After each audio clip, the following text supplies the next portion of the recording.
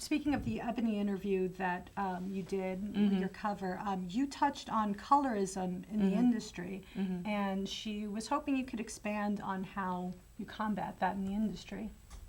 Yeah, we talked about it. It's unfortunate, and as I was saying to Ebony, there's a divide in our community. There are things that my darker skinned sisters go through that I will never experience.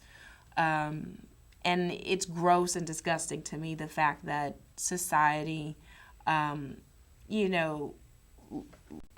this divide just based on your complexion. I'm the daughter of a dark-skinned woman who is the most beautiful woman in the world to me. But our idea of beauty in journalism, in fashion, in film and television, it's warped. Far too often, we have not seen the darker-skinned woman represented. And it's why I'm so excited and proud when I see a Viola Davis up there. And when she says, thank you to Shonda Rhimes, because prior to Shonda Rhimes, no one cast her as the sexualized woman. The woman who has needs and desires, who's flawed, but is every bit as sexy as the next woman. And so for me, it's definitely something I'm passionate about. My resume is not 50 pages long because I'm not interested in being the girlfriend. It's easy to cast me as that, but that's not exciting to me. That's boring. To be set dressing, throws the makeup on me and say, sit next to the man.